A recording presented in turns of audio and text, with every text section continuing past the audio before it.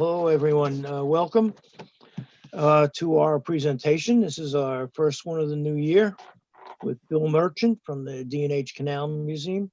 A little bit about him, a little more about him in a moment. I just wanted to tell people that we have a change for February. Normally, we meet on the first Wednesday of every month, but our February speaker is going to be Susan Stessen, and she is already scheduled to do the same talk with the Elting Memorial Library. So we are going to piggyback onto that presentation. It will be on February 23rd, which is a Tuesday, I think. Tuesday. Yep. Tuesday, and it will be from 7 o'clock until roughly 8:30.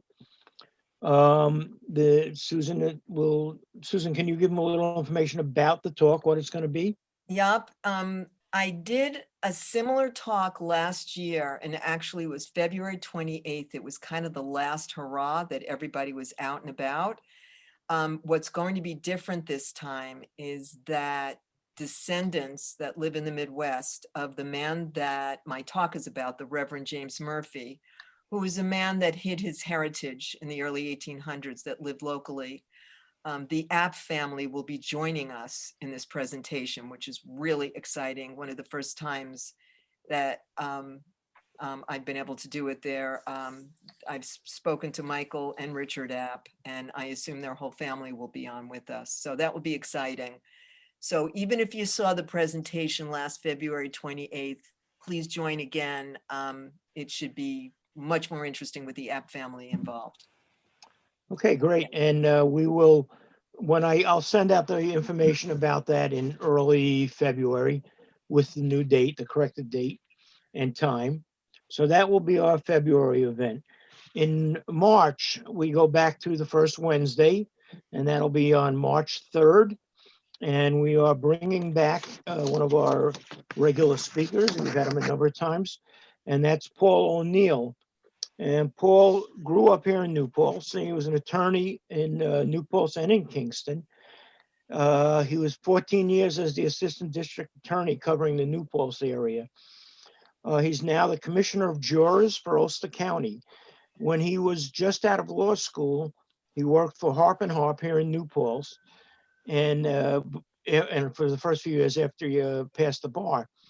And he states that Peter Harp, who was his employer at the time, who was a sort of a amateur historian on his own, very much interested in history, local history especially, he instilled this love for history in Paul when Paul was a young man.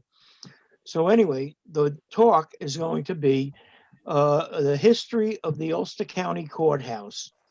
Some of you who've been on jury duty in Ulster County may have heard parts of this, because when you go to jury duty and Paul is there, he often gives a little talk about the courthouse and maybe, takes you around and talks about it while you're waiting to be picked or not picked. But it doesn't matter. There's so much information in this talk. You cannot remember everything that he tells you. So it's something to look forward to. He talks about how the courthouse started in 1689, the first settlers to the present day in war and peace. The Ulster County Courthouse has been the rallying point for the momentous events that have transformed our community, state, and nation. The Committee of Safety met in the Ulster County Courthouse in February 1777, and from their toil was born the great state of New York. The New York State Constitution, which is the model for the United States Constitution, was written in the Kingston Courthouse by none other than national founder John Jay. After the passage, the Constitution was read in public for the very first time. The Constitution was of the United States, I think it was, for the very first time was read on the steps of the courthouse. So that's our March thing, and it's going to be very interesting, and we hope to see you there. So now getting back to tonight's talk, it's going to be on the immigrants and the D&H Canal.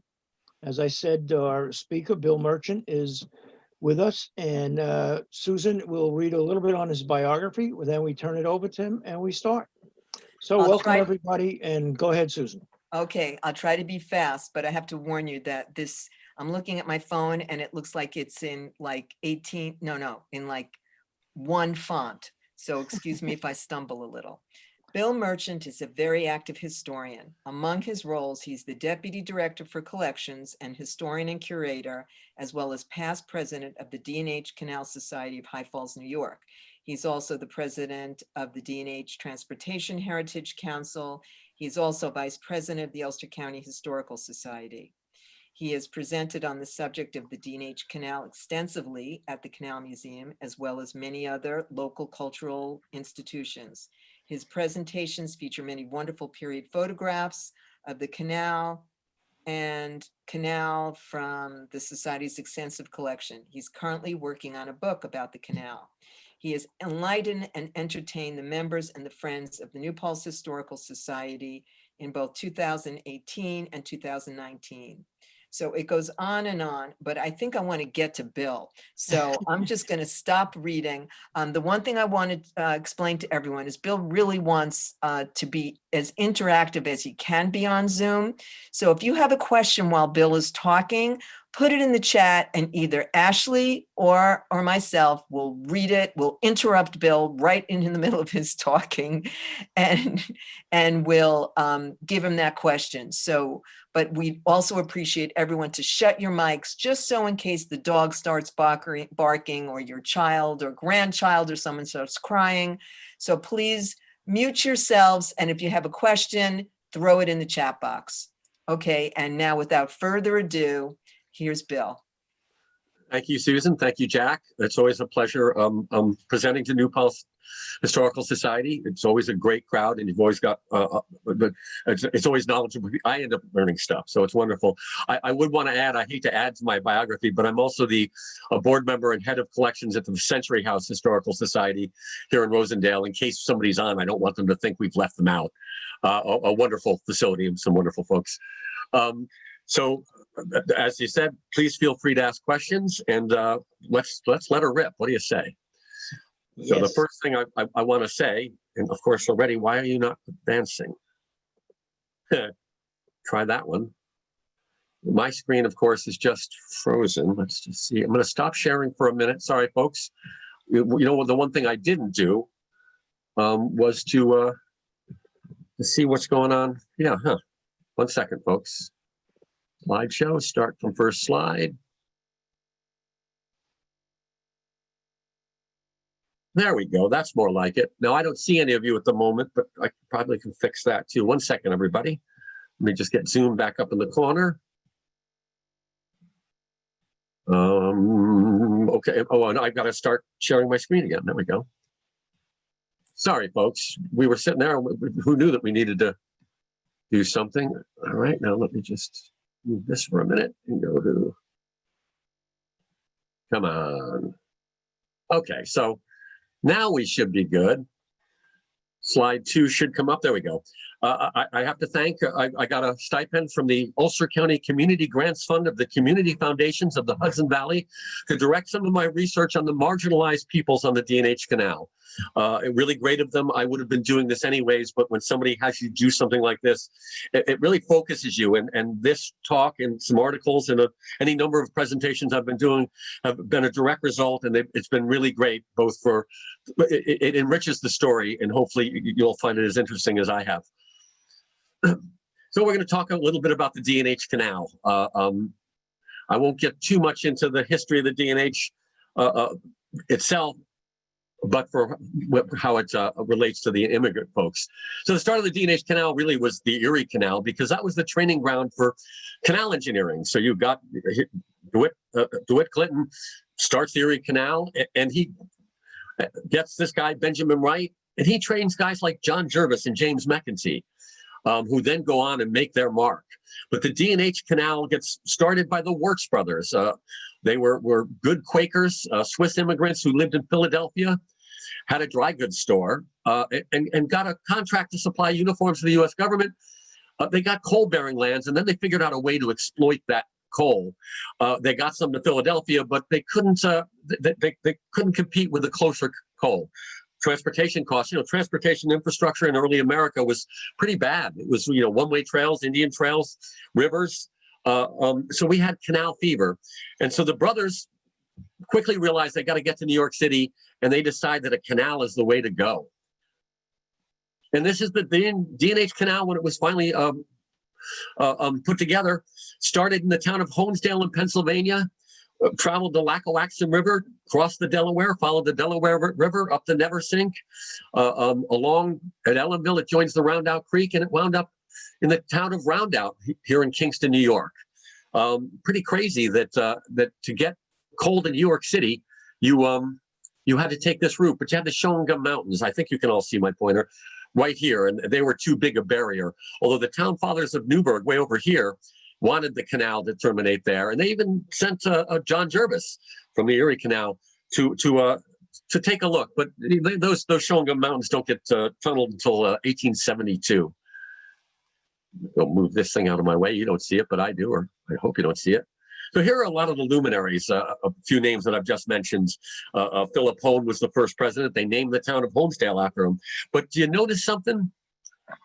Come on, button. So yeah, I've never had this problem. It's not advancing. That's always distressing. Sorry, folks. I'm gonna stop. I'm gonna stop the share for a minute. Sorry. Good Lord. Why is this not? I'm going to take you back one. For some reasons, okay. So, I'm not going to see any of you because that way I'll be able to advance my slides. So do you notice a pattern? We all hear about native-born American white men. And so today I'm going to not talk about what their contributions were so much. I'm going to talk about, first, I'll talk about some marginalized immigrant workers on the D&H Canal. And then I'll talk about some immigrants who did better because of the opportunities that this amazing and very important industrial enterprise and transportation system. It was really all about getting coal to New York City. It fueled the Industrial Revolution, but it ended up having this huge effect on our entire nation by getting that much needed fuel. We needed coal by the War of 1812. Bill, sorry, we can't yes. see your screen. Yeah, you can't because I stupidly didn't go back to share screen. Okay, thank you. Okay, yep, that's fine. Thank it's you. nice. It's nice to know that you folks can actually interrupt me. Look at that. Yes. So let me go start from first slide, and then I'm going to go. Oh wait, no, I don't want to start from first slide. I want to start from. I'm so sorry, folks. Take your time. You're fine. Yeah. No, I just.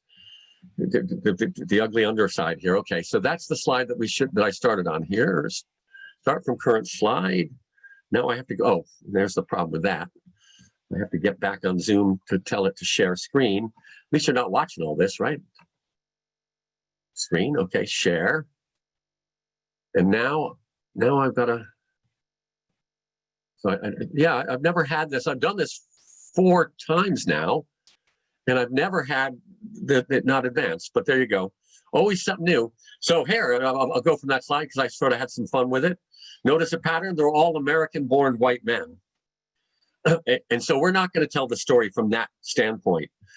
As I said, we'll talk about the marginalized workers. I want you to see these wonderful colored postcards, so I had to go back, didn't I? But instead, I'm going to talk first about marginalized workers, and then I've got 4 individuals who worked on the D&H that were immigrants who took advantage of the opportunity that this great industrial enterprise afforded them.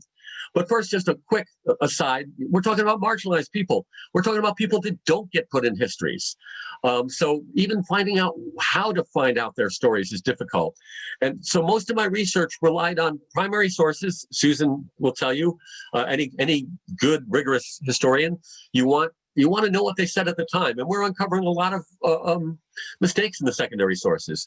You see here, I've got Dorothy Sanderson, worked at the Ellenville Library, rigorous historian. Everything in her book is footnoted. You know where she got it, largely period press.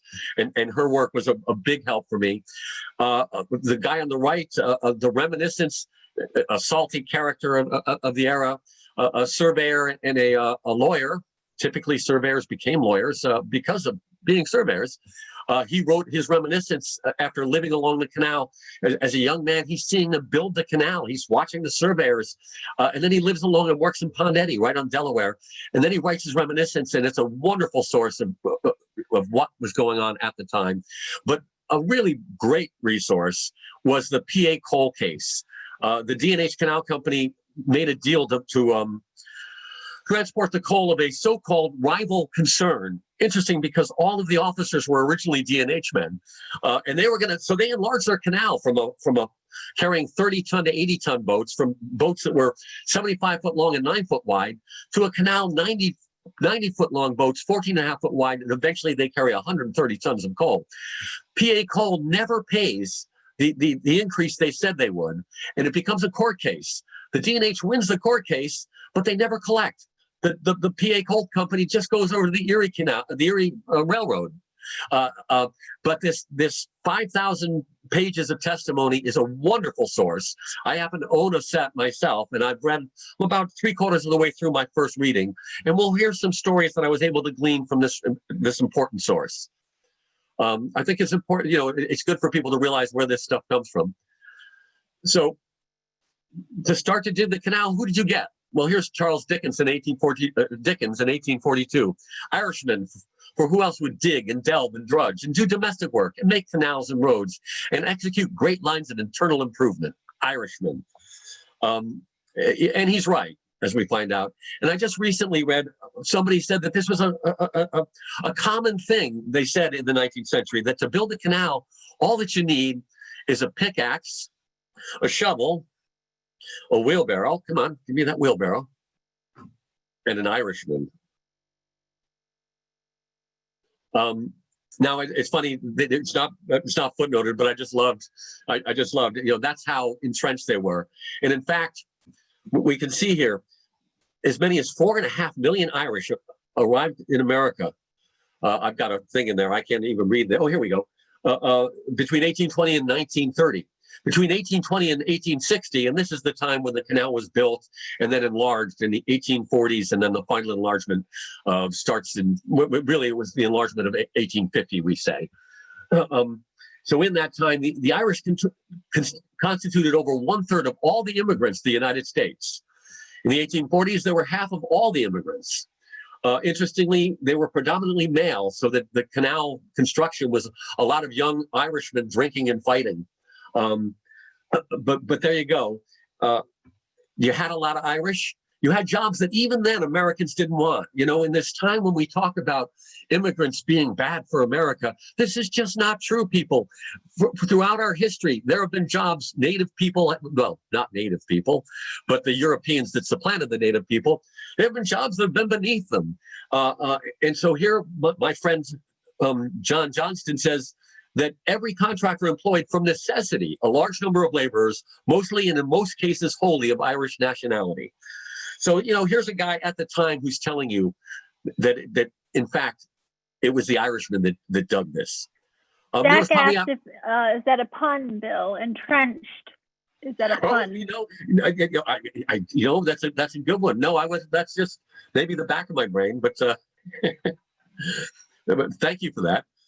What is it that they dug? This is a wonderful period map. This is an 1824 map that they used to raise $1 million in one day, basically $30 million today. But they built a 108-mile long canal, 30 foot deep on the top, 16 at the bottom, 4 foot deep, 110 locks, 22 aqueducts, over 200 bridges. In 1825, in that 50-mile long stretch, just half of it, 2,500 men and 200 teams, being paid $12 to $14 a month. But they do it, and they do it in 2.5 years. What do? They use picks and shovels, and they use black powder. And here's a great story from Niles Register, which was one of the biggest newspapers at this point in time in America. Interestingly enough, a lot of the 19th century, Susan, you've probably run across this, newspapers reprinted things from other newspapers. But here I hate reading in presentations, but this presentation, there's things that I just feel like you got to hear it read. A great blast, a rock 40 foot high and about 20 foot wide on the line of the Hudson and Delaware Canal. Notice they're not even calling it the Delaware and Hudson yet. That's how new this thing is. In Marbletown, New York, right here where I'm speaking to you from, was blasted about 4 weeks ago by an Irishman named Patton. So here we've actually, this is great. This is a marginalized guy who we know his name. This doesn't happen often either. He bored a hole in the rock into which he put 70 pounds of powder and applied the torch in the presence of numerous spectators. the tremendous explosion totally dislodged it from its bed and placed it so exactly on the bank of the canal as to prove a substitute for the embankment equal to its dimensions.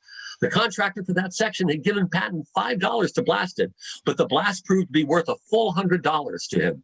Can you imagine? That's probably 2 years' wages, maybe more, that he made by successfully blasting this rock.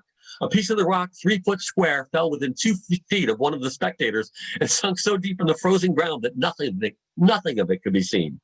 Particles of it were picked up in Rochester, several miles distant. I'd point out that that's Rochester, just south of here, not the Rochester on the Erie, the better known Rochester. Can you imagine? Question? Sorry. Yep. Yeah. Miriam asked, Bill, were there at any point any Chinese immigrants working on the canal? I wonder only because Chinese were a major part of building other infraction projects. And then Susan asked, do we know where that location was? To answer the first question, I've never ever read mention of the Chinese, nor were they prevalent on this side of the continent. However, we all know that you wouldn't have gotten through the Transcontinental Railroad would have never gotten through the Sierra Nevada mountains without the Chinese. But that was more of a West Coast phenomena. It'd be interesting to look up how many of the Chinese came in, but none of the primary sources, none of my reading has ever mentioned the Chinese.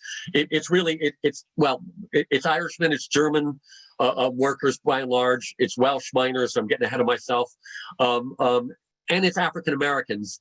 But that's pretty much,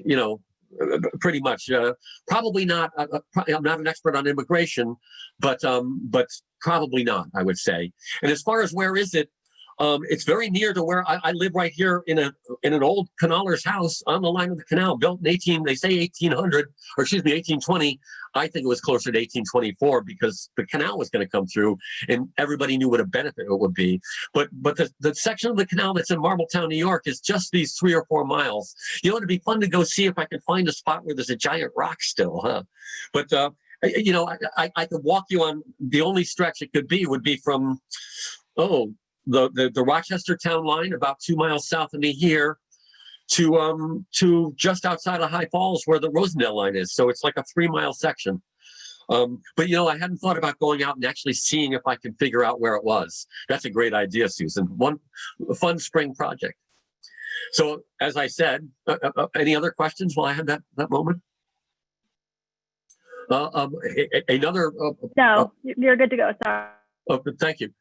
A historian and friend that I respect has told me that it was largely Irish workers and German stonemasons. He can't remember where he read it, so I'm still trying to chase it down. But it makes sense that probably the German immigrants were maybe a little bit better respected.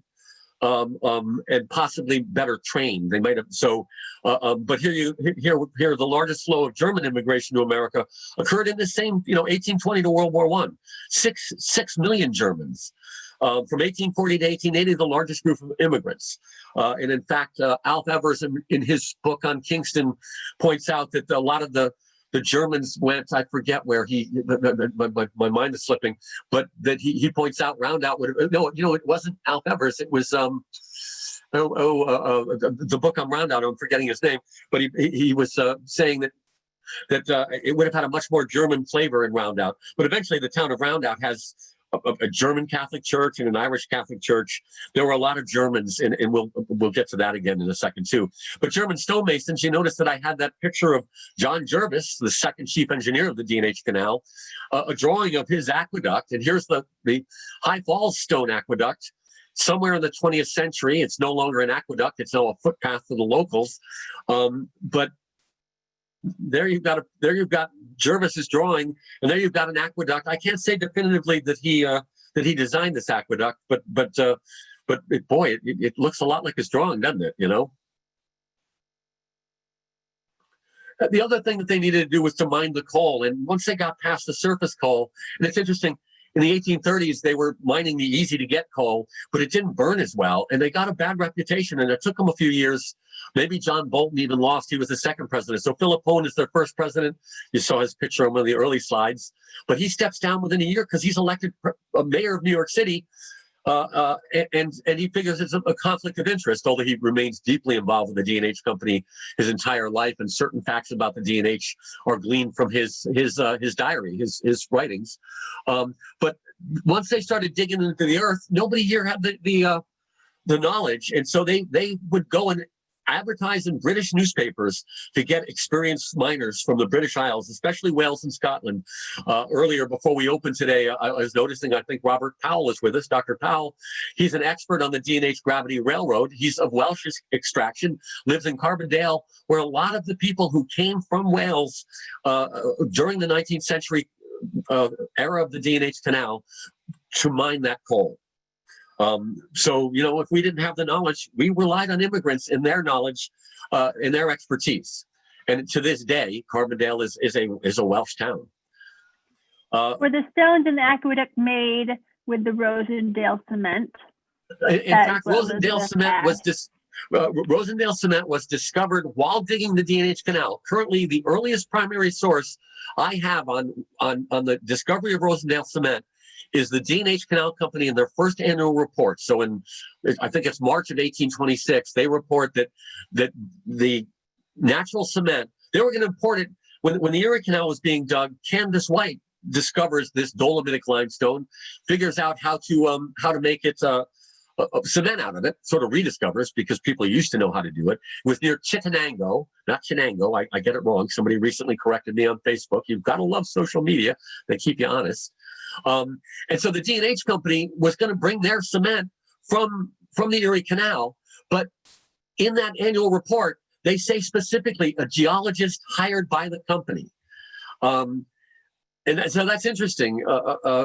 It's my surmise that they were aware of the fact that they had discovered this stuff up on the Erie. In fact, a fun aside, Candace White patents the way that he figures out to turn this into this amazing cement. It sets underwater. It's some really, really hard cement, harder than anything that they use today.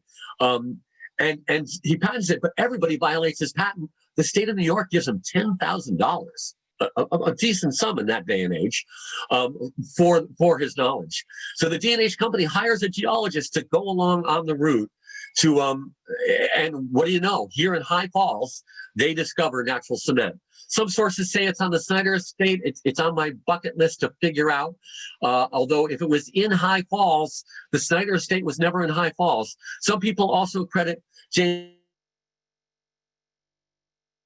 but I discount that. He wrote his reminiscence, and there's a chain of evidence, if you will, that makes me where he talks about the early canal days. Never once does he mention natural cement. If he had discovered it, no matter how self-effacing he may have been, he would have mentioned it. But that natural cement was discovered here in High Falls and used in the construction of the canal. And then they close up everything for a couple of years. But by 1830, people start, a guy by the name of Lawrence. He's got an interesting first name. I'm blanking on it, but Lawrence of Lawrenceville fame invents the continuous draw kiln, and they start the Rosendale cement industry. By the second half of the 19th century, more than half of all of North America's cement is this natural cement, and it's largely moved on the D&H Canal. And in fact, the D&H Canal closes in 1898, but not really. It moves cement till at least 1916. It's such an important industry. We have a few things before you proceed, Bill. Let's see. There was a few comments. I don't know if people are in the chat, but about the Chinese. Stephen said the Chinese didn't come to the U.S. until second half of the 18th century, and Jack said the Chinese started coming to the States closer to the 1850s and were limited in number by the later Chinese Exclusion Acts, almost all entering through California. And Bob says the Gravity Railroad connected Carbondale to Honesdale. The start for the canal ran to the roundout. And then Jack asks, who was that who may have discovered the cement? So the who is not known. As I say, the only primary I've uncovered so far is that D&H annual report. And they just say a geologist hired by the company. I'm reading through the company minutes when I can find them. If I ever find a name, my friend and colleague Paul King is doing a lot of primary source research. He may stumble across it as well, but we don't know the name of the man. I think it's unlikely that it was at the Snyder estate, and I think it was unlikely to be McEntee like the lore has it. You can read secondary sources. There's numerous ones that credit McEntee, but I've until I can find a primary, I discount it. The D&H set of geologists, they didn't think him important enough to name him, at least not in the annual report. Maybe we'll find it in the minutes. And maybe Dr. Powell, since you're out there, if you ever want to do something on the Gravity Railroad, let me know, because Jack and Susan would probably love to have you do it. Dr. Powell has written a wonderful 25 volumes on more than you ever need to know on the Gravity Railroad. A gentleman and a scholar and a good man. And thanks for that clarification. There's so much to talk about that you can't. I don't want to go down too many various rabbit holes. And here's one right here. Just to give, this was a slide just to give you a sense of what it was all about. This is Island Dock. James McEntee gets hired in 1844 to build this. They cut across the sandbar in the Rondout Creek, and they build this whole town. They're driving pilings down in 1845, 40 and 50 feet for these buildings that you see here. And here is, that's what it was. The slide prior to this had this scene of Island Dock, and I thought it would be fun to show you the scene from one of the period photographs, probably taken by one of the D&H employees, Louis Hoysrat. Some of these are photographs that are unique to my collections at the D&H Canal Historical Society. And here we are at Creek Locks in Rosendale. So now they've built this canal, and here this is now all the pictures we ever see of the D&H Canal. They're going to be after that final enlargement. I don't have pictures of those small boats. This is one of those 90 foot long now. That's another little rabbit hole someday we can talk about, but not today. This is a 90 foot by 14.5 foot wide boat that carried 130 tons of coal here at the side in Creek Locks, just down the road from me here, a couple miles from the terminus of the canal at Rondout. So they built this canal. Who works on it? Well, here John Johnson again comes through. The mass were composed of the vulgar and debased, of ages from 10 to 60, of various kinds, classes, and nationalities, Irish, Dutch, Africans, Americans, and others, all of the most lewd, vulgar, and depraved. And honesty compels the admission that the most objectionable features were found among the Americans. So take that, you anti-immigrant folk. By Dutch, he most likely means the Deutsch. He probably means Germans. I don't think he means Hollanders. It was common to refer to them as the Dutch in that era. So trying to illustrate these talks about immigrants, I can show you a lot of D&H pictures with white men on them. I can't say they're immigrants. This is the one picture that Manville Wakefield, who wrote Coal Boats to Tidewater, Sullivan County historian, founding member of my museum. We were fortunate to have his collections and all of the materials from his book in our archives. But he tells us that this picture, that the man at the tiller right here in the bowler is no doubt a son of Aaron. So he's an Irishman. But let's zoom in on this picture a little bit just to get a better look. This clearly is a photo op because the crews were typically 3 men, really boys. They would start on the canal at 8 years old, and I have stories of men that were, and I'm going to call them men. If they were in charge of a boat with 130 tons of coal on it, they were men. There's stories of crews, and we'll hear a couple of them a little later in the talk. 12 years old, 13 years old, he's in charge, and there's 2 youngsters under him, but they're doing the work of men. So but look at this crew, and it's very possible that every one of these people work on the canal. You can see back here, there's a gentleman who's the mule driver, or hoagie, for the 2 words he said the most. Ho for stop and gee for go. But every one of these gentlemen could be canalers. We don't have enough information on this photo to say further. But the location of this, is it now called New Paltz Landing in Highland? That's what Jessica asked. No, this would definitely not be New Paltz Landing in Highland, for the simple matter that the D&H Canal went nowhere near Highland. I probably do know they're at the outboard end of a lock. Let me go back a slide for a minute because, so there's the gear house that would have been put in between 53 and 57. So just one man could man the locks. What a savings. At this point, they only had 108 locks, but still 108 men didn't need to be paid to do that anymore. I'd have to, I'm remiss. I usually put the location. I never bothered to look this one up. Well, there's 2 locks in a row, really So close. it says Highland at the top, Highland, Oh, there New we York, go. Excuse me. Highland, New approaching- York. yeah. Thank you. Yeah, the Highland. So yes, I know exactly where this is. Let me think about this. Where are the 2 locks? Highland, New York is down on the Delaware. I currently own a property in Highland, New York. I'm sorry, I'm not reading my own slides. I had something over it actually. Yes, this is down on. This is a, and because there's there's no 2 locks that close, or are there? This may be the 2 locks. This may be just well, no. If it's Highland, let me think about this. Oh, this might be right in Berryville. Well, no, the things. This is somewhere in the Delaware stretch between the Roebling Aqueduct, which is still extant, and we'll get a look at, I believe, in a later slide. Yes, but not the Highland near New Paltz, because by now they're navigating the Hudson River. And Steve wants to know if that barrel is whiskey. Given that it's Irishman, that's probably water, because that looks like it's something you're going to need water for the mules and for yourselves. But on the other hand, it's well documented that the workers work better on spirits. There's a great story that we just recently were talking about at the Delaware Dam, where the chief engineer, who is now John Jervis, James McEntee, and I think it's James Archbault, who I'm going to talk about a little later, are working with the Irish crew to fix the dam. And the Irishmen, they're getting their little bit to drink. They're all drunk by mid-afternoon, and the 3 engineers are in the water taking care of the problems themselves because they didn't partake for whatever reasons. They were management. They probably shouldn't have.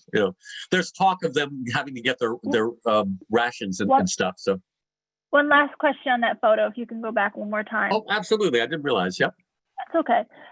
Elizabeth has a question. She said, in the photo towards the back of the boat by the man standing in the black vest, the people sitting down look Asian. She was wondering.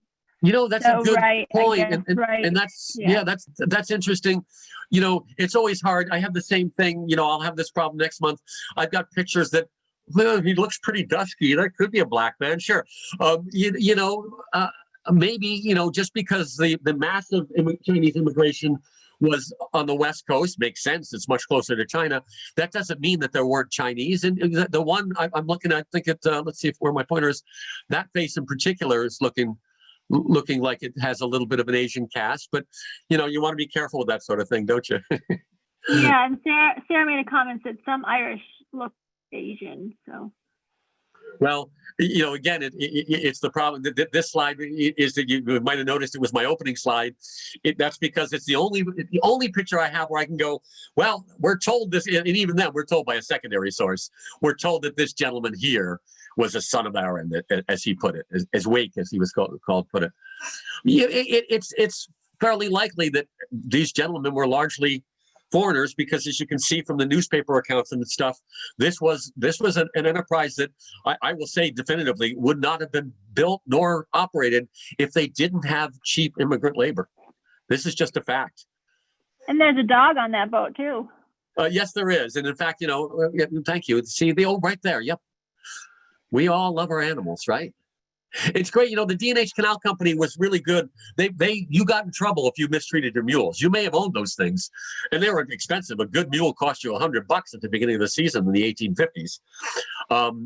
But the canal company wouldn't let you mistreat your animals, which I thought was really, you would think that they wouldn't be that way, but the love of animals runs deep, doesn't it? And just in case there's any doubts about immigrant labor, the Delaware and Hudson Canal in prosperous times, it employs nearly 2,000 boatmen, chiefly foreigners and men who, with rare exception, follow the canal for life. So the canal becomes a way for people to, it's a livelihood. You come to America and you need to feed your family. You need to better yourself. And the canal afforded that opportunity because, as I say, the Europeans that had peopled this area, they didn't do this work by and large. They might have been management, but they weren't the workers. We have so many great photos, and here's another photo with a dog. This is the high side of a lock going down there. Always good sometimes to see what I thought I was going to say there. And this is great too. The first load of coal down the Delaware and Hudson Canal was unloaded by 3 men, each named John, under a foreman also by that name. Well, John is the most common name, isn't it, right? The loafers were Irish, German, and African, and the foreman was American. And there you go. That represents the workforce of this canal. Yeah, you had a quote-unquote American in charge, and you had immigrants and African Americans.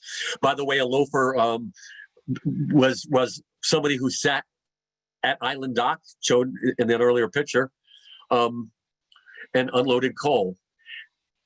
And one of the reasons why I had to give that shout out to the Century House, I discovered this in their archives. I'm the head of collections there. There's no information on it. I don't know where it came from. But here you go. Rondout, number 4. The coal shovelers moved in gangs of 3, worked in gangs of 3. 3 men to a boat and shoveled coal into the buckets, transferring cargoes from the canal boats. Probably due to the broken time awaiting assignments, they acquired the occupational name of loafers. In busy times, 50 to 60 gangs of loafers were employed. And here's a picture of oops, let me go back for a minute. I wasn't trying to do that. I'm moving things around on my screen. So so that just said loafers. I wanted to make sure I wasn't missing something there.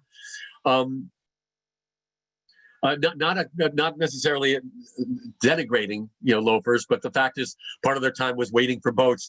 The D&H Canal Company in the 1850s really wanted to make the boats go out on the Hudson River, but they weren't successful because the 2-day trip to New York City, minimum 2-day trip, because you might have to wait down there to get unloaded, wasn't well enough paid, and I can say that definitively from testimony in that court case.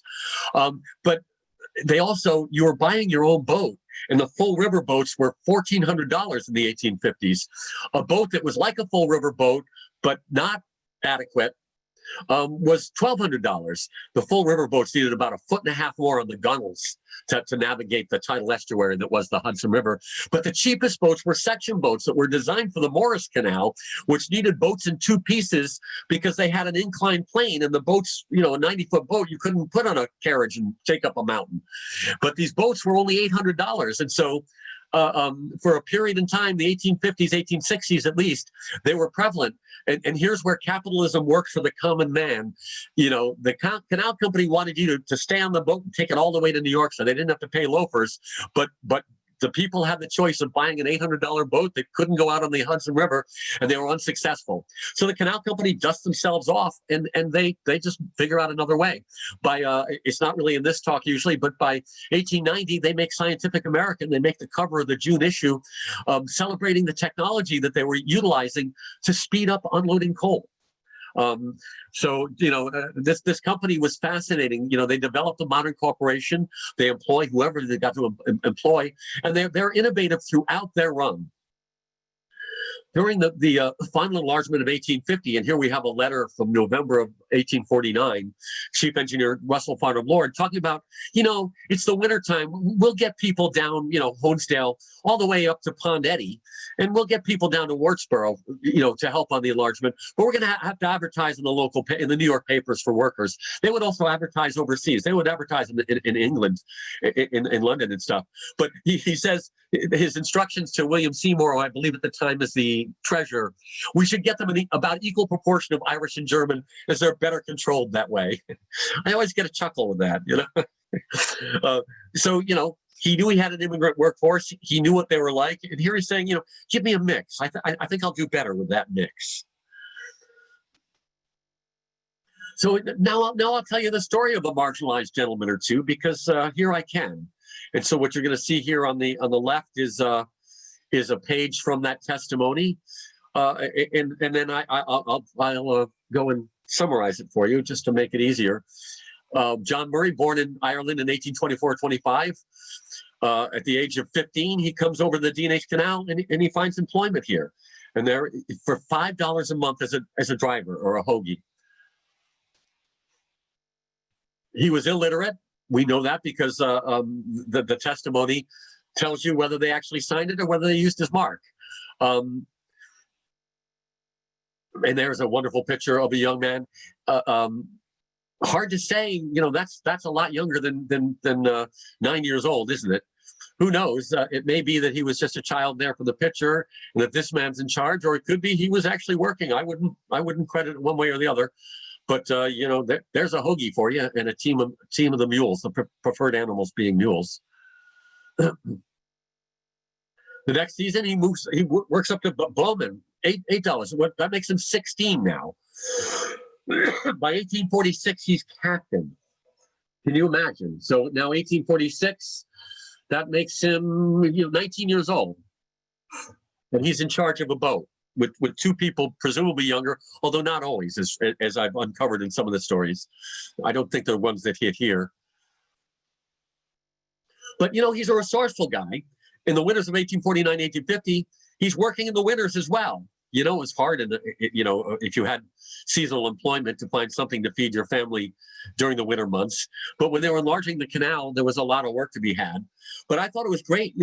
He not only does he work for 75 cents a day, but he also puts up the other workers on a small boat. And it gets me speculating on the idea that, he was an entrepreneur in his way. He had a boat on the, he had a spot. He just parked the boat there, didn't have to rent anything, and he made money putting up the other workers. And then, I talked about that. This is serendipity. I didn't plan it this way, but here you see, he was a captain on a full river boat from the Pennsylvania Coal Company. I mentioned what a full river boat was there.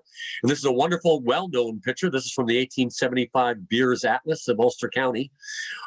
It's there because it's the Mary Powell here in the Highlands, but I'm much more interested in this part. This is a raft of canal boats, up to 100 boats from the Erie and the D&H being pulled by steamboats. And this was what if you were on a full river boat, you'd tie up, maybe you were alongside some friends, you'd have a little busman's holiday, go on down, spend a little time in New York while they unload your boat. But here, this guy, he's working, who works wherever there's work. And here's another Irishman, Timothy Hanlon, born in 1835.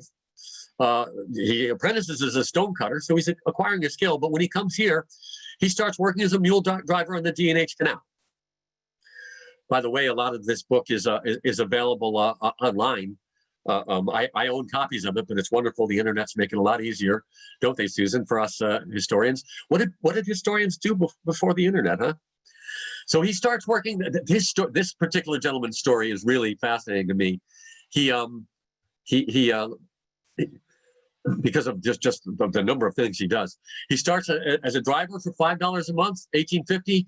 He's captain already for only $8 or $9 a month. But that's almost double, isn't it? He's a 15-year-old, a 13-year-old. Then he goes and he takes a season on the Erie. Part of the problem. Works for the Erie Canal, so they're going to go wherever the work is, aren't they? Come on. Oh, we're going to do that again. That is the weirdest bug that I've never had before. And I don't know any way to do it, but to stop the share for a minute. Sorry about this, folks. Find the slide I was on. I think that's just, oh, good. I'm on the slide I was on. Well, we have a question while you're working on that. Where is the information or testimony online? Idea what to the Happy Trust. Thank you. Thank you. That would be the Happy Trust. Let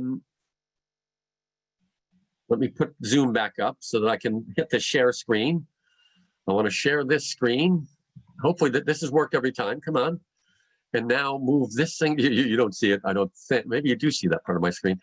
Slideshow, start from the current slide. And now let's see if this works. Works a season on the Erie Canal. There you go. In 1853, he works on the Morris Canal to start with. And then he works on the D&H. And you'll see on the next season, he does the same thing. And then even again in 1857, so there's a skip here. My surmise is that and he mentions in his testimony that the D&H was better paying, but the Morris Canal is just far enough south that it probably opened a month earlier. The D&H typically opened in April, if they were lucky, and made it till November or December. A prime reason why railroads take over, you need the coal in the winter and the canals are all frozen. So this guy followed the work, he owned his own boat, and so he worked wherever he wanted to.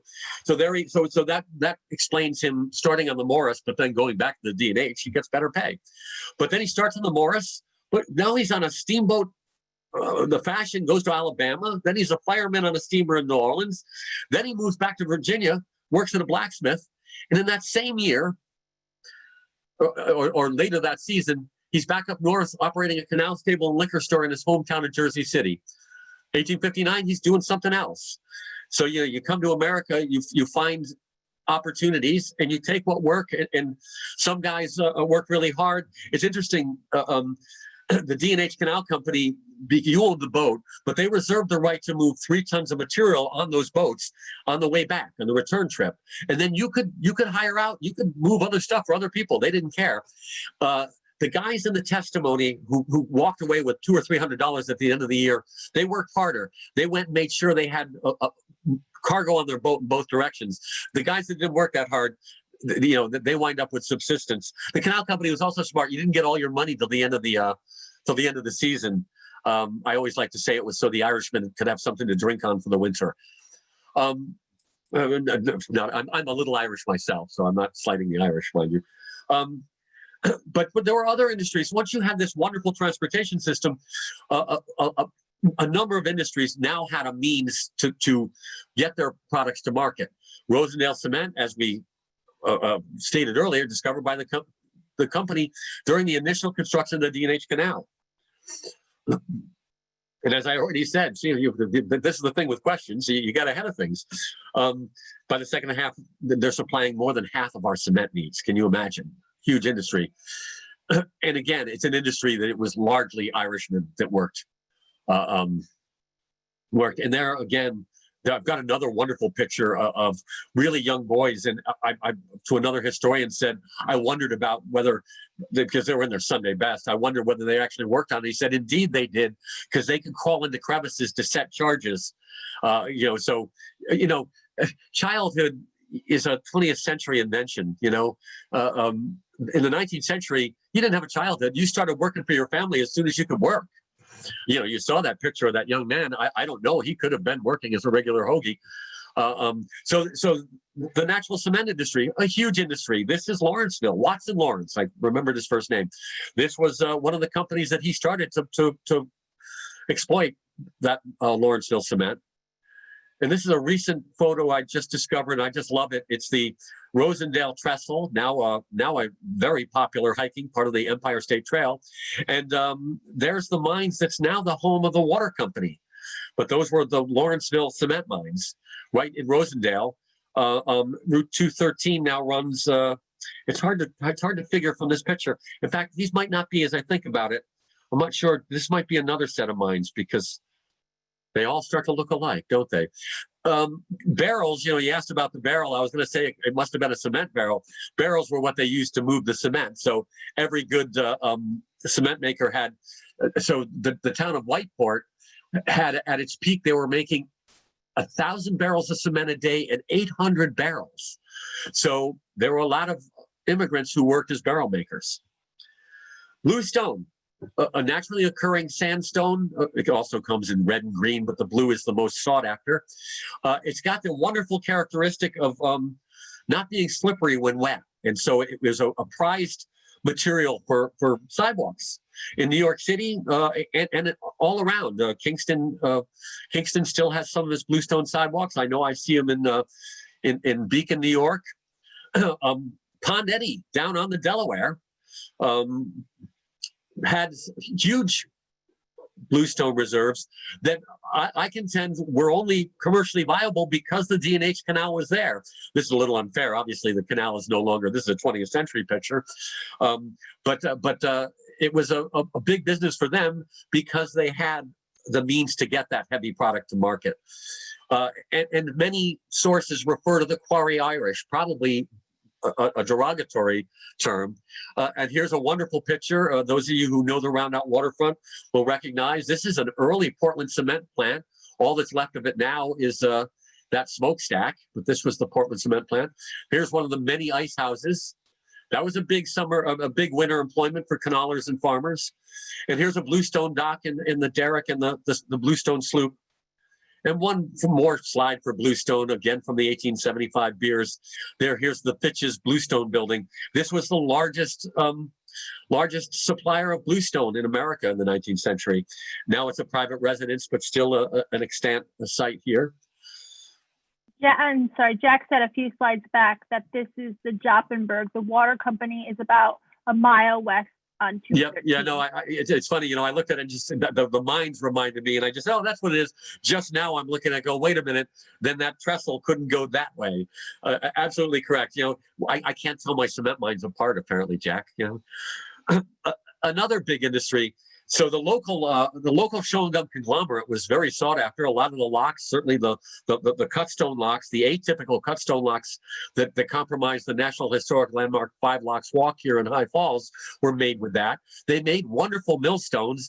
And Dr. Powell, who's on Robert Powell, who's on the call with us today, or on the Zoom with us today, is doing some research. He's pretty certain that that John Roebling required it, specified it for the load-bearing sections of his suspension aqueducts that he built. I don't want to get ahead of myself. We'll talk about Mr. Roebling a little further along. But stone cutting was a huge industry here, just a few miles down the road. St. Joseph in Rochester, New York.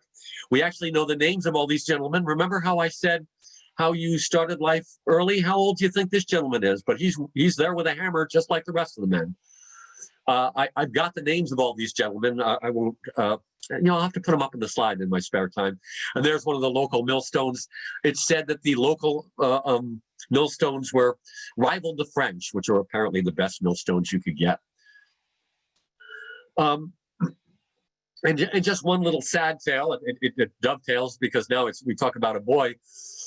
Here in 1875, we find that a boat captain is employing a young German boy by the name of Myers, and instead of taking care of him, he just dumps him off the boat, and they discover him under a bridge, and he becomes a charge of the poorhouse and the poor master. I know Susan's done some great work in the poorhouse too. We find testimony of them getting helpers from the poorhouse, and they wouldn't very often pay the young person. They would just give him room and board, in quotes, and they'd feed him and give him a job, but the money would then go to the poorhouse. The very mistreated young men. I'll be doing a presentation just on children on the D&H Canal. Now this is a bridge just south of Ellenville. The name escapes me at the moment, but I actually know. And Ron Knapp will tell you this is a rarity. This is a covered bridge. This is a what we call a pony truss covered bridge, because a covered bridge is covered to protect the trusses, not to protect you. So this is an open walkway. The D&H Canal Company had, I've now found, I think it's 26 documented covered bridges, most of them under the Society for the Preservation, or for the, I forget the name of the society. I've got a letter in my outbox that I keep meaning to send. I want to start in my spare time documenting them and getting them up so people get to appreciate. But I know the name, Goodyear's, Good Sirs. This is Good Sirs Bridge, and it was just south of Ellenville. And now we'll talk about some people that did a little bit better on the D&H Canal. Here is James Archbault. Born in Scotland in 1873, lives a good, long, decent life there, 77 years. That was good for that era. Immigrates to the U.S. at the age of 12. So in, what does that get him? Before the D&H Canal. So he becomes an engineer. Obviously, he gets his training here in America, doesn't he?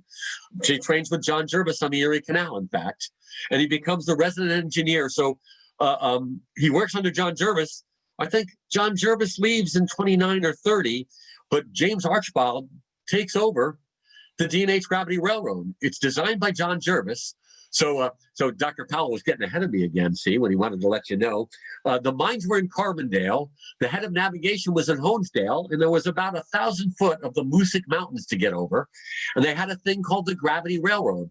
Jervis designs it, and it's called the Gravity because they use the weight of the laden cars going down to pull up the empty cars.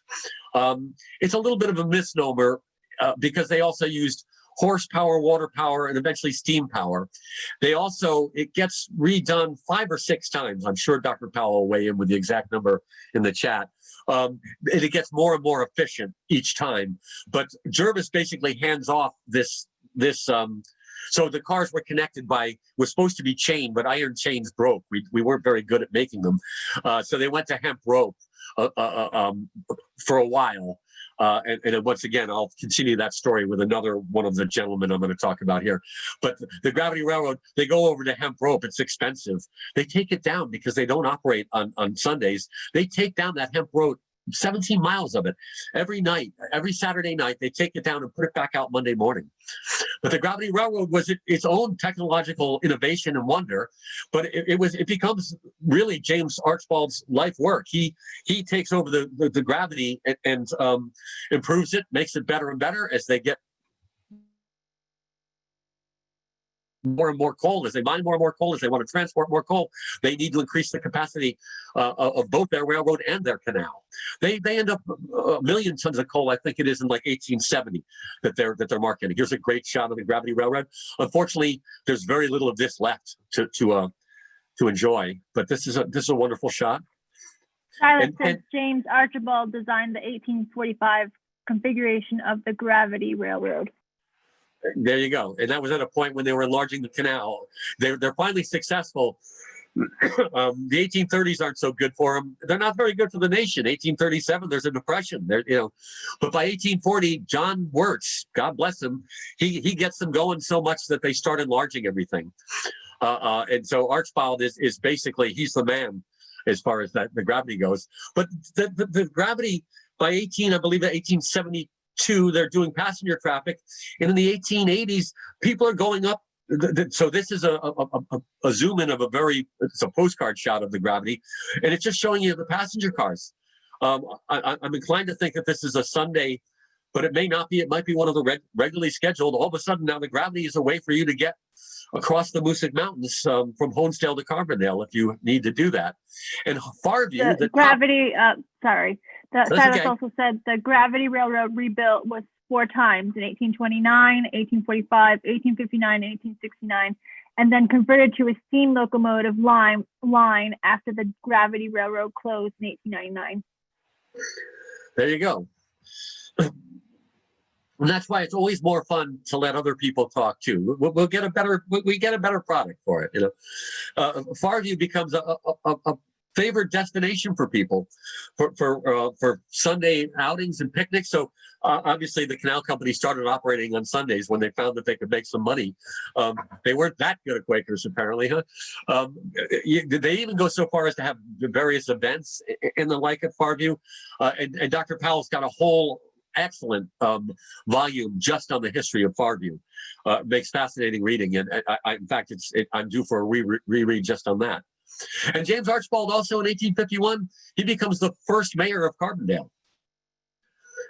This is a blow up of that wonderful map showing you Carbondale. So just for fun, this is the Forks of Dyeberry. That becomes Honesdale, named for Philip Hone after the canal comes through. And they were talking about trying to run the canal up to Keene's Pond. And even I'm trying to remember, it winds up not being feasible. They do some other work on the other end, I believe. They lengthen and anything to get their coal to market and to get more coal to market. They end up being a very successful company during the Civil War, maybe because of it even. They pay 30% on their stock. Can you imagine? We would all love a stock that would pay 30% with any sort of regularity. Very successful company. And so another one of our immigrants who makes good, John Augustus Roebling, he invents, he comes over from Germany with a bunch of people. There's a lot of strife in Germany. It's not one country. It's, 40 or 50 little countries all warring with one another. He comes over to America. He's going to be a sheep farmer. Funny, because he had engineering. He studied at university. He was a trained civil engineer from Germany. And he heard talk about wire rope. But to my knowledge, nobody had actually made it yet. He comes over here, and when he's not successful, well, it ends up Pennsylvania was heavily settled by the Germans in the 18th century, and the land that they picked wasn't really suitable for farming.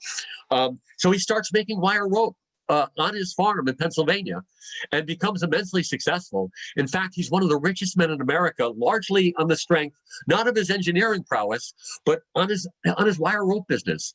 So the D&H company, his first buyers of wire rope are these gravity railroads. There were any number of them in Pennsylvania and the areas linked with these canal systems to get over these higher mountains. In fact, he supplies it for free, I think, or at cost early on, just to get people interested. When it comes to the attention of the canal company, well, they spent $3,000 or $4,000 in, I think it was 1830 or 31, just on hemp rope for the gravity, and they had to replace that. I don't know how many seasons you got out of a rope, but it wasn't many. So wire rope was a huge boon. They put it on the gravity, and that's it. They're set. And once he's on their radar, they hire him to construct 4 suspension aqueducts for the D&H Canal between 1847 and 1850. This picture here is the one here in High Falls in front of that stone aqueduct that I showed you earlier in the presentation. The first two are a pair over the Lackawaxen River and the Delaware River. So here we go. This is a 20th century picture of the Delaware aqueduct when it was a highway bridge. It's still a highway bridge now, but it's been restored to resemble, it's restored now to look like it did in the canal era. There's a trough, again, 6 foot deep, that you drive through. I was just there shooting video with Paul King a couple weeks ago. But this is the only extant Roebling aqueduct. He built this one across the Delaware and another one half mile away across the Lackawaxen River. Why didn't they just build one over the confluence? It's only 500 foot, 1,000 foot west of this view. The owner of that property didn't like the canal company, and the company decided to just build these 2 aqueducts. I don't have memorized how much it cost them, but it was a decent sum of money. I think it was about $40,000, either a piece or for the pair. I apologize for not. Bob said the train ordered from England row Sturbridge Lion was too heavy for the track bed. They used the steam engine to pull the gravity railroad up to the top of each hill, and the gravity pulled it down. And then he also wrote Roebling equals the Brooklyn Bridge and wire rope equals cable. There you go. To fill out the story some more. The Brooklyn Bridge, interestingly enough, was certainly his design, but without his son, because Roebling was a believer in water therapy. He gets hurt on a bulkhead on the East River, crushes his foot, and uses hydrotherapy. It ends up killing him. And his son Washington really is the star of the Brooklyn Bridge, and a lot of people don't realize that. This is a wonderful shot. So they build the 2 in 1847, and they're immensely happy. They had a lot of problems with the people who ran rafts of logs down the Delaware, who didn't like that dam in the middle of the way. They didn't like, so there was always a lot of friction between them. The company was very happy. It also, the vagaries of the weather were less of a problem. I think the first season there were like 12 days, and that's a decent amount of a season that only ran 6 days a week from April through November, that they didn't have to stop navigation. That it saved them. So here's a wonderful picture. So they built the first 2, and then they build in 49 and 50 one over the Neversink River and one over the Rondout Creek here in High Falls. Bob said not his son, his wife. Great story. That's, well, Washington certainly was the engineering, but his wife as well, because she became the go-between. I just finished rereading some of the Roebling stories, my light reading, boating up on it. Yeah, it is a wonderful story, and one that I'll get into more on the presentation I do at the Roebling Museum. It'll be January 27th, I think, at 1 o'clock. So here is once again just a nice postcard view of I'm a High Falls boy now for the rest of me, not originally, but for the rest of me days. And here's a great colored postcard. Nice to have these colored postcards to mix it up with the period black and whites. This is a scene of what it looked like. This had to be taken before 1915 because the Roebling Aqueduct burns 14, I think, burns in that period. And then there's pretty well nothing left of it. And they take down what's left of it. And then the other aqueduct gets taken down in 1956. allegedly because it was a hazard, but really it was an attractive nuisance, and the power company didn't want to deal with that. And here's a little slide that I've been including because I just recently discovered this in the archives of the Century House Historical Society. And the main reason this is here, I'm going to figure out where this is. This building alone I should be able to figure out. I'm thinking it could be Phillipsport, but I've got to go look at some more photos.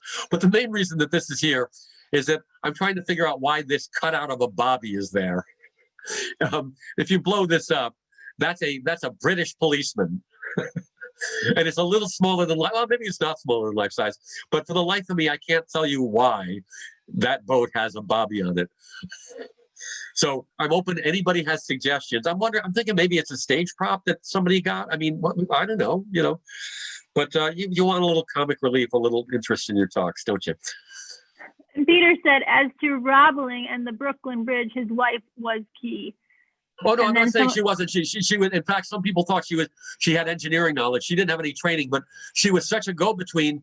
Washington gets the bends, and he doesn't go to the site. I don't think again, ever. But he goes and he watches from his apartment, but she becomes the go-between, and they try and get rid of him at one point. Of the guys, there was a lot of shenanigans, a lot of political shenanigans with the Brooklyn Bridge. But I in no way, I believe her name is Emily. I in no way denigrate a woman's contribution to the Brooklyn Bridge. It's an amazing and wonderful story that deserves more people to hear. Morgan Rowe, Emily Warren Roebling. Washington had Casson sickness. Casson sickness, which was the bends. That was from breathing compressed air. The nitrogen bubbles get into your bloodstream, and then they expand and do horrible things to you, and they kill you if you're not careful. Nobody understood that yet. We don't have people diving or anything. Nobody understood that you needed to decompress slowly, and because this was groundbreaking technology. One other person had used caissons. I forget which one. I don't think it was Ellett. One of the other bridge engineers. And Washington even studies it.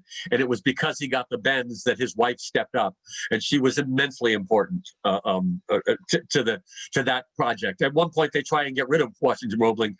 To their credit, they don't lose him. He was they were all very important to that project,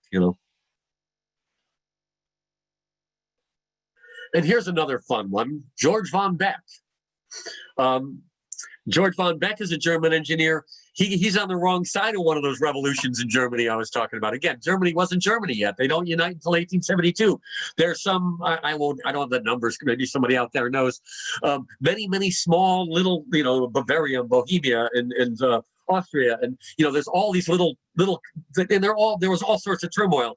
So he winds up on the wrong side of things, and he runs over here, leaving his family, leaving everything over there. But he comes here, and eventually he starts working on the D&H Canal. I think he even says he's to learn English. So he's working on one of the boats, but there's a problem. And there's Russell Farnham Lord working with some of the higher ups, trying to make a calculation to figure out, to repair the problem. Von Beck comes in and quickly makes a calculation for him. When it's confirmed, this is all in the New York Times story that was at the beginning of, they hire him. They're like, what are you doing on a boat? You obviously know this stuff. So they make him weighmaster in 1935, shipping clerk in 1837, bookkeeper in 1840. And by the way, as bookkeeper, he gets in a little trouble. So he does a little monkey business with the books. I'm going to stop for a minute and simply say, weighmaster, here is the weigh lock in Eddyville. That building is no longer there. The lock is still extant. The homeowner now, Mike Wolf, loves the canal, so he lets groups come in and see. Unfortunately, the Waylock building, they've built a new building over it. But this was a physical lock where that 90-foot long boat could come in. They drained all the water out of it, and it would weigh and tell you how many tons of coal you had. The canal company, very savvy, they didn't weigh the cargo because you might burn some of it. Some sources claim you weren't allowed to burn it, but I think that I'm sure canalers burned the canal, burned the coal. You didn't get credited for your coal until you were right here. At this point, your team was put up in a mule barn, and your boat was towed by steamboat. This is a couple miles from Island Dock, or a mile and a half from Island Dock.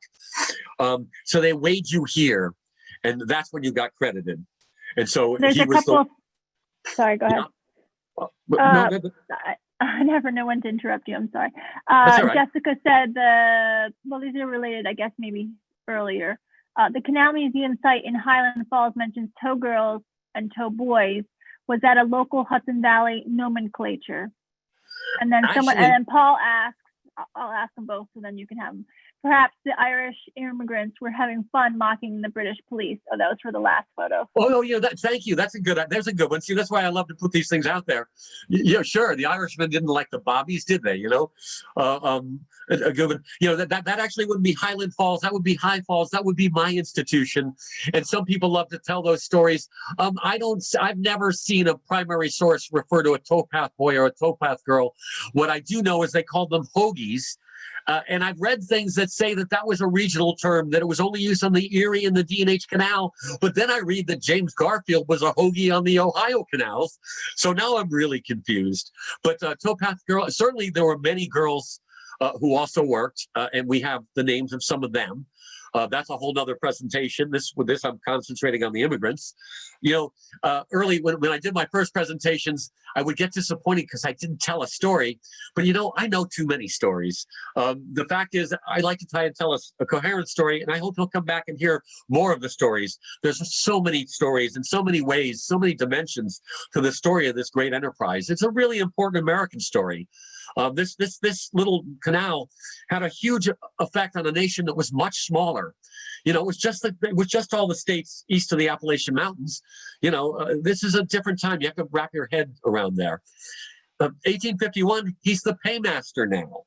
But George von Beck comes over here, and he does a lot of things. He's a village trustee, president of the village board, village assessor, active participant in democratic campaigns. He's nominated to be the supervisor in 59. So these immigrants come here, but they really make their mark. They become part of our communities. I think it's really important in this time when we keep questioning immigration to realize that we are a nation of immigrants. As somebody who's part Native American, you are all immigrants, people. It's a little part, but I really love that part of my, this guy, he's a major in the militia. He finds the Odd Fellows Lodge. He's a Mason. He operates the Mansion House. He signs an anti-slavery petition. Here's a guy he becomes an American. Immigrants are still Americans. All Americans are immigrants too.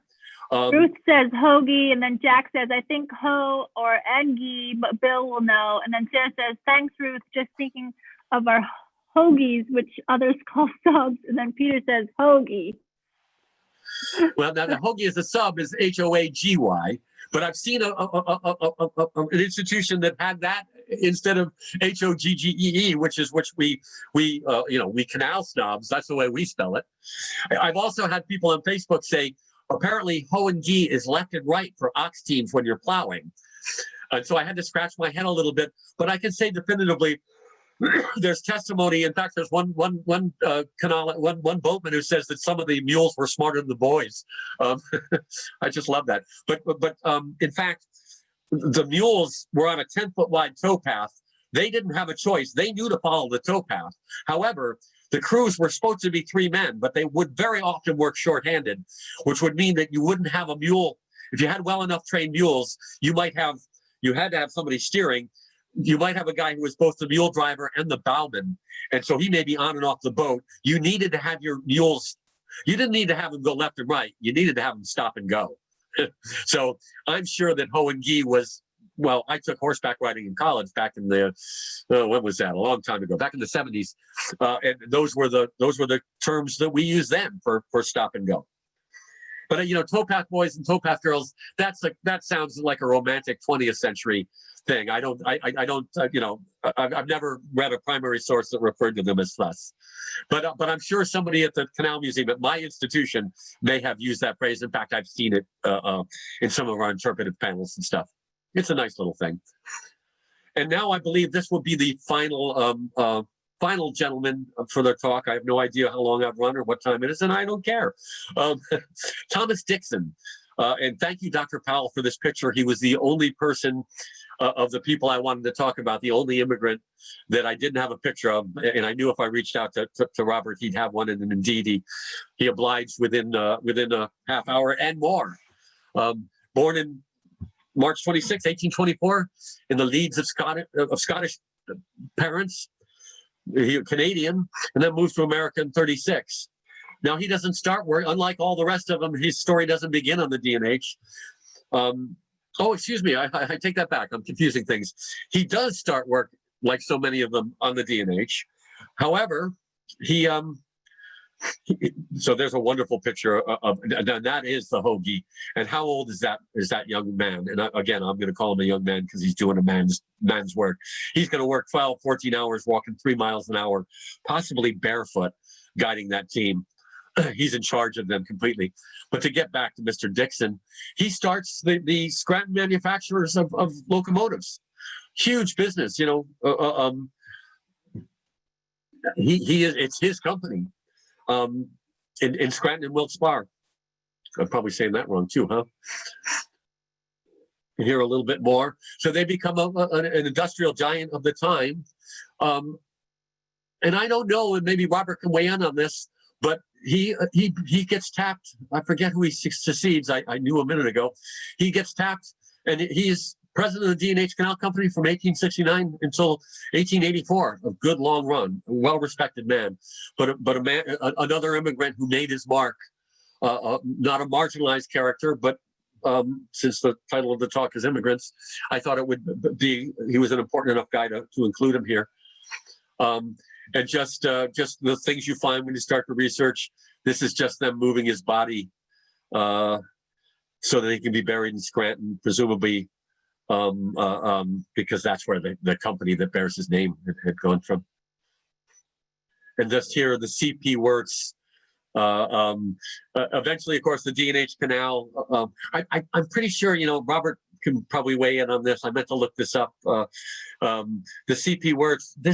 I think this was made by the Dixon Company.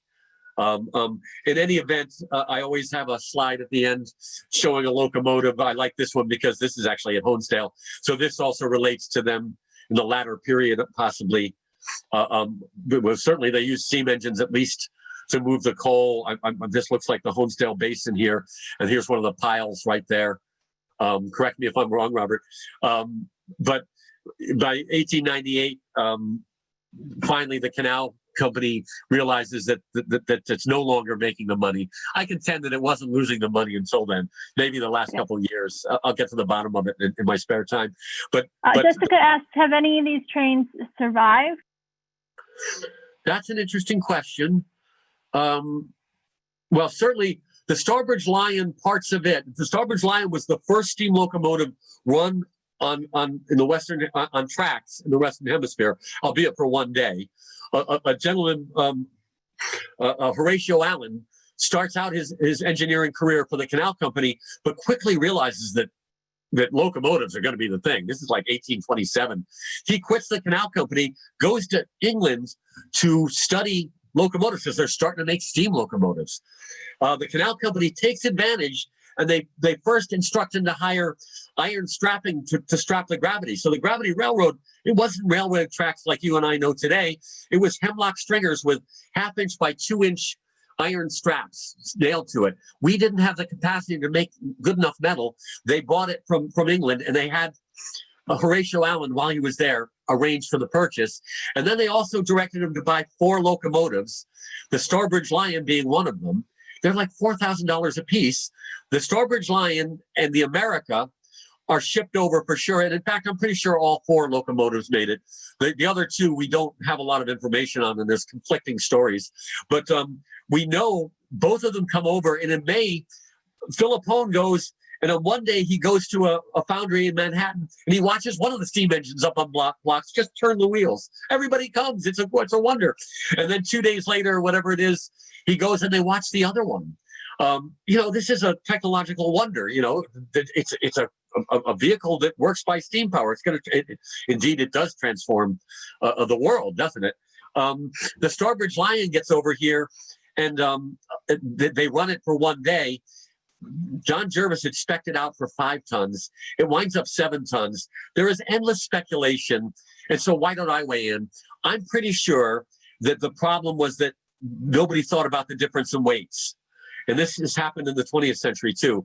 5 American tons in 1828 are more or less 7 American tons. Yeah, 5 English tons, imperial tons, I believe they're called, in that time era, were 7 tons here in America. And I think it was an honest mistake. I think the guys in Starbridge said, oh, 5 tons, and they wait, they got up 5 tons. We get over here and realize that we are on different systems. Unless you say that can't happen, I will point out that the Hubble Space Telescope had a problem. It wasn't weight, it was length. Something was made to the wrong spec, and they had to send up an entire space shuttle to fix it. So to me, that's my best possible, I throw it out there. I did a little bit of research, and indeed, the facts bear me out that as I say, 5 imperial tons were the 7 tons here. In any event, that they can't use the darn thing, so it just sits around for a while. Eventually, they use the steam engine. Somebody uses the steam engine, but parts of it do wind up in the Smithsonian. So there are parts of it in the Smithsonian.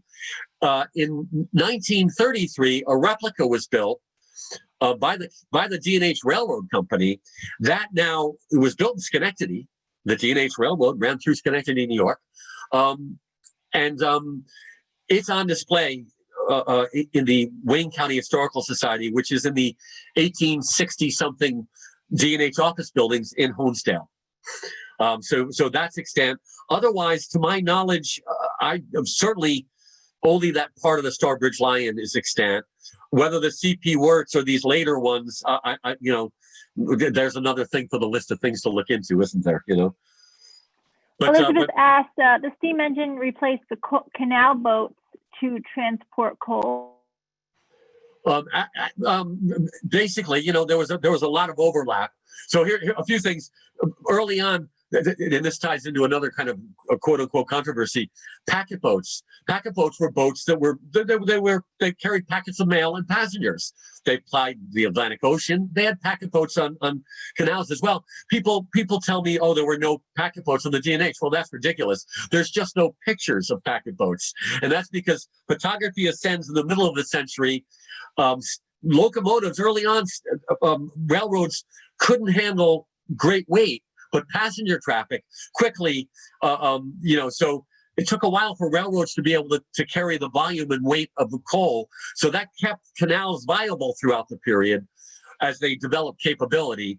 But the passenger traffic went over to railroads so that we don't have any pictures of packet boats. But I can show you plenty of primary source references to packet boats on the D&H Canal. So you have that period. Well, the PA Coal Company, they go and they were supposed to be helping pay for the enlargement because they were utilizing the D&H Canal to move their product.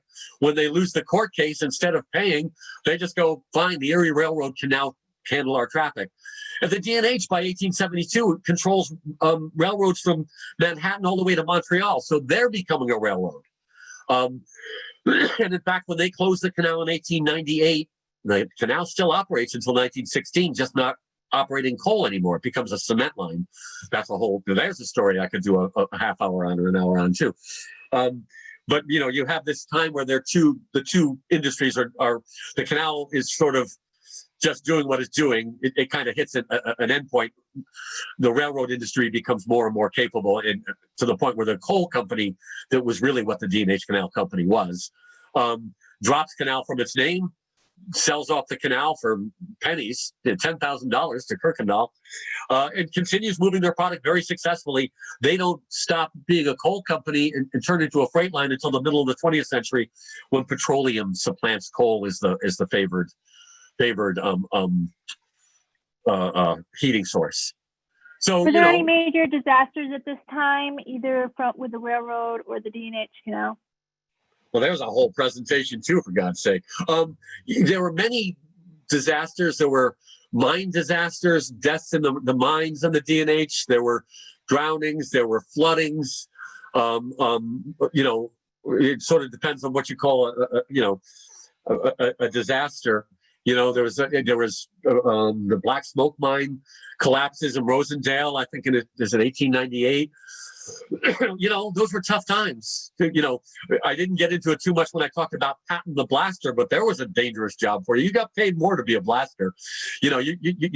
Dynamite isn't invented until '69 by Nobel of the Nobel Prize. So you were using black powder, volatile stuff. And in the early period, when they're digging the D&H Canal, you've got black powder. You don't have matches. They've just been invented. You've got a coal. You've got a fire somewhere. So you've got this volatile. You have to keep that stuff separate. You would painstakingly drill with what they called a star drill for the shape of the head. And you'd have two guys, and this star drill was at the end of a 4 to 6 foot iron rod. And one guy would hold the rod, and one or two guys would hit the sledgehammer. I want to hit the sledgehammer. I don't want to hold the rod. You got to trust those guys with the sledgehammer. And you'd hit, turn a quarter of a turn, hit, quarter, and these would have about 1.5 inches diameter. And I can show you on the 5 Blocks Walk the product of this work. And they would drill these holes down 4 foot, 6 foot. They'd fill them full of black powder. They'd put a clay cap on them, and then they'd make their own fuses out of saltpeter soaked paper. So think about it. Here you are, like Patton lighting that charge. There's people wanting to watch this. This is dangerous stuff. People, come on. You would go over. You carefully take your coal, and one blaster would go and light that fuse. So you got 3 possible outcomes, don't you? You light that fuse. You run to cover. The fuse successfully built. It blasts. You're on to your next hole. If you made your fuse improperly, it was too short, too much saltpeter, burned too fast, you don't get away quick enough. Dangerous. Lots of guys lost their lives. The third one to me had to be the worst. Nothing happens. I can imagine 2 guys sitting there, and it was men. No, you go check. No, you go check. Presumably they just went and had lunch. Because that's even more dangerous. So major disasters. There was Eddyville flooded. The disasters were, as far as the canal company, largely natural. There were floods, high water, and the like. But I don't know if that completely answers the question. But and this is the problem with Zoom when it's not a conversation as much. But in summing up, the D&H Canal couldn't have been built, nor could have been operated without immigrant labor. I can say this definitively. But it's also interesting to note that immigrants with technical skills also did very well, as the story of those 4 much more famous men tells us. So really for me, it's not just about immigrants on the D&H Canal. It's about immigrants in America. Maybe it's the day, maybe it's with the events nationally that it has me thinking, where I go out into the field, go to our canalmuseum.org. There's a link to a Google map that shows you all of the publicly accessible stretches of the D&H Canal along its entire route. As we release video of me at that site, we link that. We link pictures. It's a living document I'll be working on the rest of my life. You can walk the 5 Blocks Walk here in High Falls. You can go to the vestibule of our old museum building still for a while until we close later this month. And then it'll be harder until we open at the Canal House either later this year or early next year, and get a brochure that guides you on it. You can also see my June Facebook Live guided tour with my docents of the 5 Blocks Walk.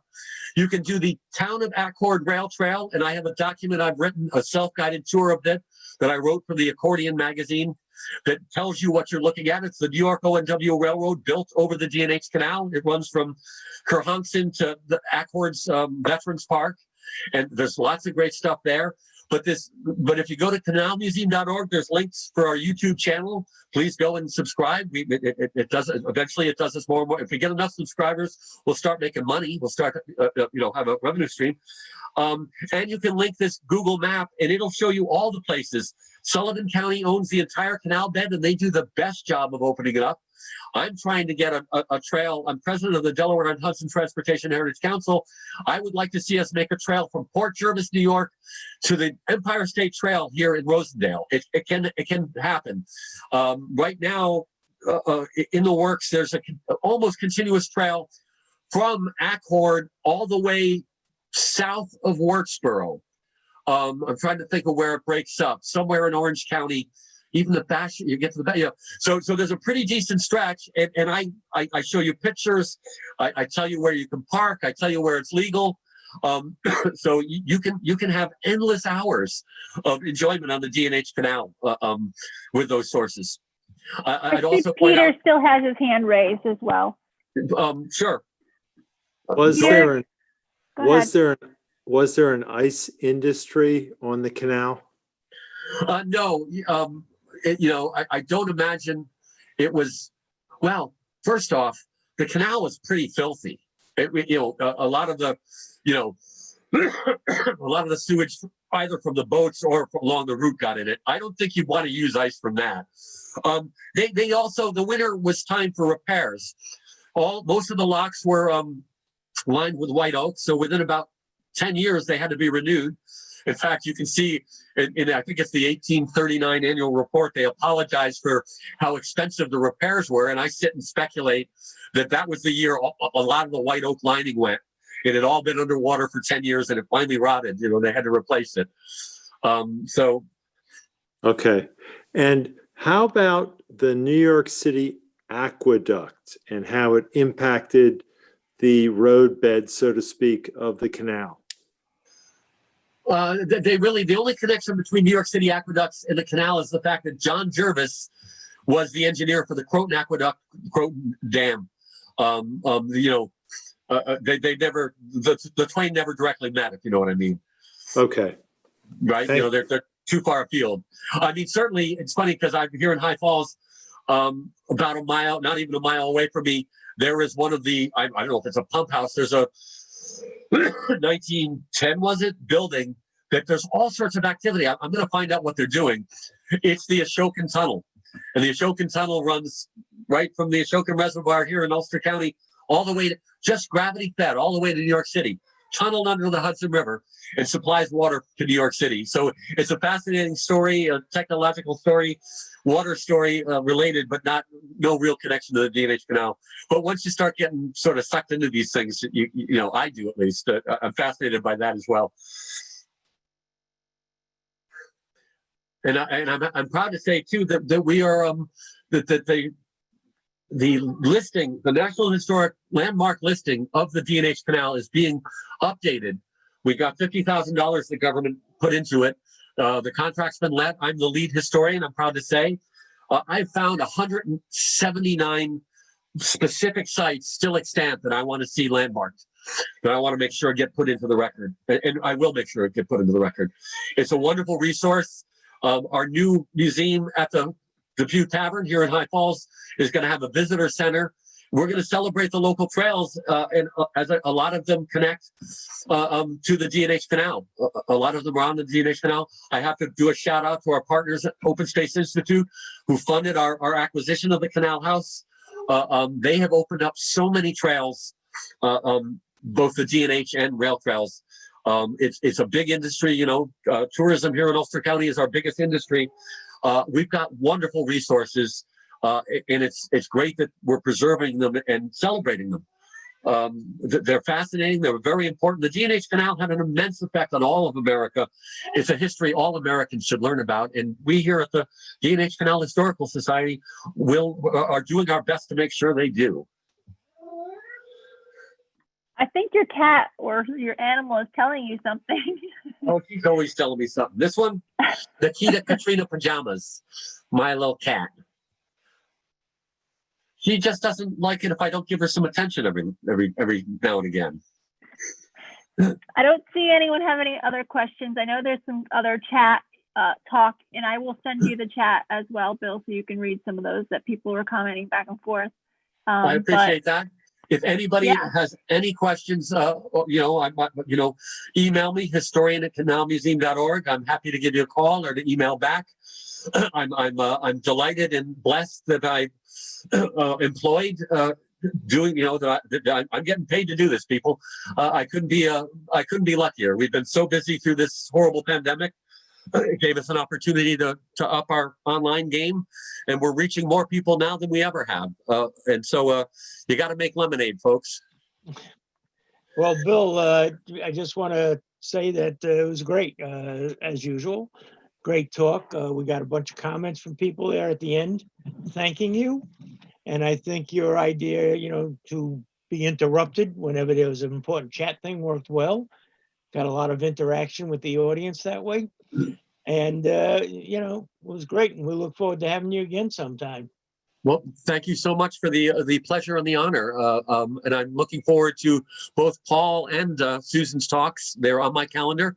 The only thing that'll stop me is if something important gets in the way, and I hope it doesn't. Well, so we had about 50 something at the height tonight. And speaking about something important getting in the way, I guess the events in DC today were so played up on the afternoon news that it didn't keep those people away from hearing you tonight. Well, that's going to That keep was going good. on, and you can watch it endlessly. Exactly. It'll be on for days. Well, I don't know, unless anyone else has any other comments, I guess we're about ready to wrap this one up. The only other thing is anybody who's still here, if you're not on our mailing list, in the comments, we have both our email address, which is nphistoriclsociety, NP Historical Society @gmail.com. And you can contact us there to get added to our mailing list. And also our website is, I forgot what our website is. Maybe Ashley can tell us what our website is. Yeah, I can put it in there. I did put Bill's website and his YouTube page in the chat. But okay. Our website is it's long, but it's now I can't even remember either. Yeah. But we're on Facebook. You can find us, New Paltz Historical Society, and it clicks into our website from there. Right. Okay. That's it. I guess that's it. Bill, thanks a lot for being here. Once again, thank you for having me. I'm reading through the chat now. It's wonderful to see people's comments and stuff. Thank you all for being here, and looking forward to a much better 2021. Granted, 2020 really set the bar nice and low. Okay. Good night. Good night. Thank you.